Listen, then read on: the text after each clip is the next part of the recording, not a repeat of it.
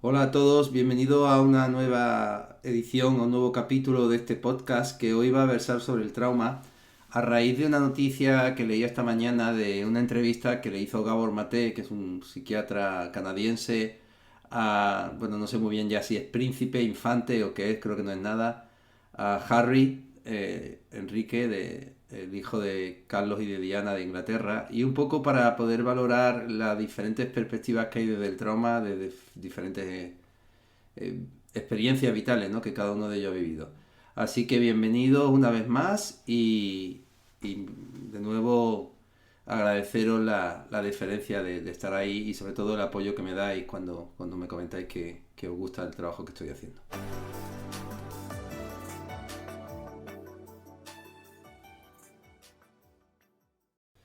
Bueno, lo primero que quería hablar o lo que me ha llamado mucho la atención es la historia de Gabor Maté. Es una persona que llevo tiempo siguiendo, se está volviendo muy famoso en todo lo relacionado con el trauma. Es un médico canadiense que es especialista en adicciones, ha tratado a muchos adictos, ¿no? Es una persona que hace muchas autorrevelaciones de lo que él ha vivido.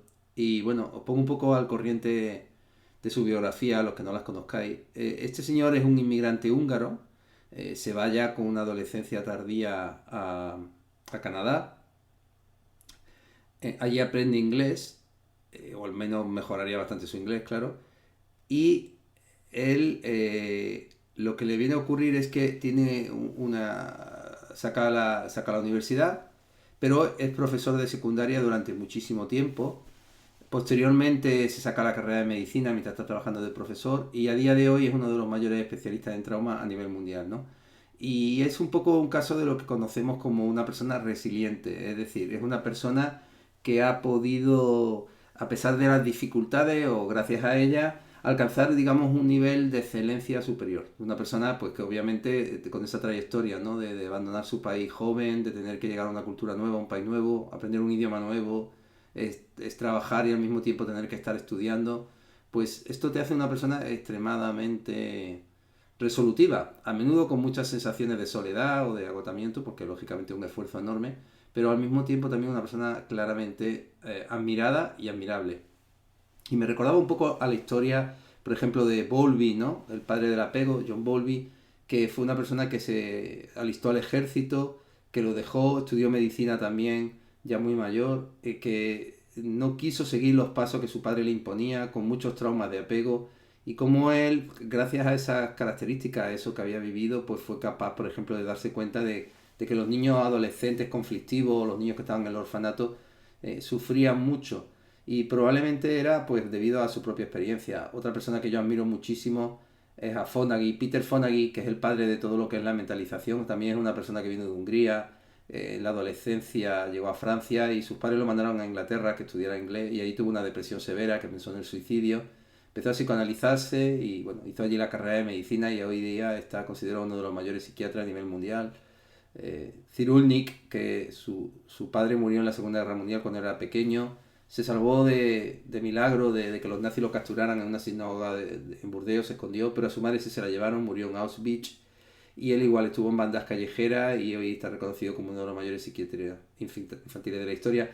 Y bueno, un poco yo mismo, ¿no? Que empecé a trabajar de psicólogo con 42 años, que he tenido una infancia bastante complicada y bueno, todo lo que he vivido me ha ayudado mucho a ser más fuerte y probablemente a ser mucho más sensible cuando veo a las personas que sufren, a entenderlas mejor, a no juzgarlas, ¿no? Como me gusta mucho decirle, eh, no valgo por lo que he leído y he leído mucho, sino que valgo por lo que he vivido. Harry es, yo no sé si es príncipe ya, creo que no es nada, no creo que lo han sacado de la Casa Real. Bueno, no estoy muy al tanto de todo esto, pero él es el hijo de Diana de Gales, una mujer que sufrió muchísimo, bueno, se casó con el príncipe Carlos. Precisamente yo estaba en Inglaterra cuando fue la boda, fui allí con 13 años a estudiar inglés. Y fue una mujer muy desdichada, se sintió muy sola, sabemos ahora que su marido nunca la quiso, que tenía un amante ya en aquel momento y que tuvo un accidente en París donde murió. Y Harry comenta que cuando su madre murió en ese accidente, el padre se acercó a la cama, se sentó, le tocó la rodilla y le dijo, lo superarás. Y se fue de la habitación, ¿no? Entonces se quejaba un poco de la frialdad que ha vivido todo ese tiempo en Palacio, lo duro que había sido para él toda su vida, la ansiedad que había tenido Y bueno, y también un poco como él también pues tenía traumas, claro. Y esto me ha hecho mucho pensar en la situación, por ejemplo, de una persona como Gabor Maté, ¿no? Que es una persona que se ha hecho a sí misma, que ha surgido de la nada y que lo que ha conseguido lo ha logrado con muchísimo esfuerzo. Y el príncipe Harry, que ha sido una persona que ha nacido en un palacio donde, bueno, no sabe lo que es tener que buscarse la vida, como decimos vulgarmente en España, que es una persona que más o menos se lo han dado todo hecho y que sin embargo esto también puede ser una enorme fuente de trauma. ¿Por qué? Porque no tienes la libertad de poder elegir. Las personas que han sufrido y que han sobrevivido, muchas no lo consiguen, se quedan muy traumatizadas y se quedan ahí, pero las que han sufrido y han sobrevivido a eso han sido más fuertes, ¿no? Han sabido, como decía Gabor Mate, cicatrizar esa herida del trauma. Saben que van a ser más fuertes, tienen más capacidad para poder resolver situaciones de fracaso o de malestar porque ya lo han hecho anteriormente. Mientras que las personas que han sido sobreprotegidas y a veces a menudo sobreexigidas, el problema que tienen es que nunca han hecho nada por sí mismas. O sea, no son capaces de conocer sus límites o no son capaces de conocer sus posibilidades y normalmente lo que van a tener es muy poca autoestima. Van a estar muy acostumbrados a hacer lo que le digan, a ser dirigidos. Y esto me hace pensar en cuanto a la esposa que tiene a Meghan Markle, ¿no? Que es una persona actriz que también se ha hecho a sí misma el hecho de cómo hasta qué punto ella es la que está dirigiendo pues muchas de las decisiones que está tomando. También otra cosa que he visto en este hombre, en el príncipe Harry, aparte de como una especie de glorificación de las drogas, ¿no? Sin darse cuenta de que hay muchísimas personas que entran en las drogas pues, también por trauma y cómo esto le destroza la vida a ellos y a su familia. Es un comentario que hace de cuando llevaba helicóptero, era artillero en un helicóptero en la guerra de Afganistán y mató a 14 talibanes, ¿no? Esto también demuestra una persona con poca empatía, porque no se puede hablar de personas que, aunque sean enemigos o personas que han hecho cosas muy crueles, como si estuviera haciendo un tiro al pato, ¿no? Es decir, demuestra también como muchísima distancia emocional o muy poca empatía de lo que está ocurriendo a su alrededor. Y en un momento de la entrevista que Gabor Maté le hace a Harry, le dice que en un momento determinado en la vida de una persona se puede encontrar en una encrucijada en la que tiene como dos caminos, ¿no? Uno que puede optar por el dolor de no ser tú mismo, de no ser auténtico para contestar a los demás, o dos, vas a optar por el dolor de ser tú mismo y perder el apoyo de los demás o al menos de parte de ellos, ¿no? Y esto es muy interesante porque digamos que de alguna manera las personas que han sido sobreprotegidas, sobreexigidas, que insisto, que pueden estar más traumatizadas que las otras que han sido abandonadas y que han tenido siempre que sobrevivir por sí mismas, eligen muchísimas veces adaptarse a lo que creen que los demás esperan de ellos, a lo que los demás necesitan de ellos y de algún modo no viven su vida, viven la de los demás. Es como si para poder sobrevivir tuvieran que estar constantemente cumpliendo unas reglas, unas normas, unas expectativas que los demás han puesto sobre ellos. Esto a veces nos garantiza una seguridad económica, pero lógicamente nos deja mal psicológicamente porque terminamos no sabiendo nunca quiénes somos. No podemos saber con seguridad si estamos actuando como nosotros queremos o actuamos como se espera de nosotros. Personas que vivan en un entorno pues como la monarquía española o la monarquía inglesa, pues con esas reglas tan rígidas, pues lógicamente va a ser muy difícil para ellos poder tener iniciativa o eh, poder tener capacidad de decisión para poder equivocarse. Un ejemplo claro es, por ejemplo, el nieto del rey, ¿no? El hijo de la princesa Elena, ¿no? Que es una persona que, bueno, parece ser que es famoso por irse de fiesta, por estar siempre metidos en problemas, ¿no? Una persona que igual, la hermana igual, ¿no? Que se saltaron las retenciones por el coronavirus. Es decir, son personas que han cogido parte de las ventajas de haber nacido en una familia, digamos, real o rica y que lo aprovechan pues para hacer, como se dice en España, de su capa un sallo, ¿no? Para hacer lo que ellos quieren. Y no sé hasta qué punto pues Harry está haciendo algo parecido, ¿no? O sea, con este papel de víctima que se está dando constantemente como para dar pena. Bueno, es una situación un poco cuando menos, digamos, ambigua, ¿no? En el sentido de que él es una persona que lo ha tenido todo nunca ha pasado realmente dificultades, o al menos no a nivel económico, quizás sí, y muchas a nivel psicológico, porque lógicamente ha perdido a su madre, ¿no? Y creo que nunca ha tenido un padre realmente. Pero si vamos a Gabor Mate, entonces él se encuentra con esa tesitura de ser yo por encima de cualquier otra cosa que la sociedad o los demás esperen de mí. Por ejemplo, estudiar una carrera de medicina mientras está trabajando de profesor de instituto. Con un trabajo de profesor de instituto se puede vivir muy dignamente y para muchísimas personas pues una meta que le podría dejar satisfecho. Y sin embargo él siguió esforzándose y siguiendo su intuición o su instinto muy por encima de lo que era necesario para poder sobrevivir. Otra cosa que me impresionó mucho del Gabor Mate fue en un momento determinado, en uno de sus libros, cuando él comenta que cuando habla con sus pacientes adictos y él les dice yo soy igual que vosotros. Y les dice yo he retrasado una operación de un enfermo durante una hora porque sentía que tenía que ir corriendo a comprar un disco de música clásica y sentía que si no compraba ese disco no podía ser feliz. Y entonces dice que sus pacientes le miraban y le decían, sí doctor, usted es igual que nosotros, ¿no? Entonces dice mucho de él también desde esa humildad, ¿no? Del que ha sufrido, del que ha luchado por salir adelante, del que se conoce bien y es capaz de reconocer sus heridas pues para poder ayudar mejor a los demás. Finalmente, en esta entrevista, Gabor Mate dice una cosa que para mí es fundamental. Dice que para, para sanar un trauma, además de tener compasión, perdón, y empatía hacia los demás, hay que tenerlas por uno mismo. Este es el primer paso para salir del trauma y empezar a vivir una existencia libre y auténtica. Es como conocernos a nosotros para poder conocer a los demás, ¿no? Yo siempre cuento que dicen que en el oráculo de Delfos, que era donde existían las pitonisas, ¿no? Que eran las adivinas que, ¿no? que adivinaban el futuro, que servían a Apolo, estaban escritos en la puerta dos frases, ¿no? Una es nada en exceso y la otra era conócete a ti mismo. Y a mí me parece que son los dos pilares que sostienen la salud mental, ¿no? Estoy seguro que Gabor Mate o Cyrulnik o Bowlby o tantos grandes mentes, ¿no? de la psicología que han sufrido muchísimo, han podido, lo que decimos, trascender el fuego, ¿no? Trascender su sufrimiento, atravesarlo para poder ser mejores y una vez que han podido conocerse y han podido mirarse hacia adentro sin miedo, sin rencor, han podido mirar hacia afuera con amor, ¿no?